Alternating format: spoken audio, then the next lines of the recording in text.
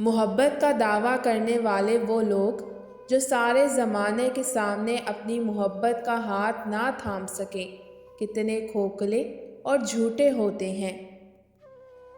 زندگی میں کوئی نہ کوئی ہار ایسی ضرور ہوتی ہے جس کے بعد کچھ بھی جیتنے کو دل نہیں کرتا۔ بہت کم لوگ ایسے ہوتے ہیں جو آپ کو آپ کی غلطیوں سمیت قبول کرتے ہیں، ورنہ لوگ غلطی دیکھ کر راستہ بدل لیتے ہیں۔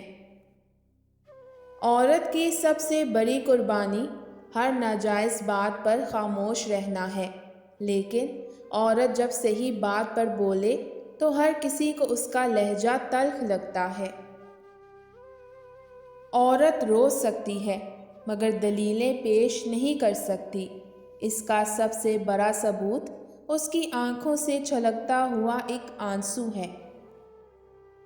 جس معاشرے میں ماچس سے لے کر موٹر سائیکل تک ہر چیز کے اشتہار کے لیے عورت کو بطور نمائش پیش کیا جائے، تو پھر اس معاشرے کے نوجوانوں سے یہ توقع رکھنا بے وقوفی ہے کہ وہ عورت کو دیکھ کر حیا سے نظریں جھکا لیں۔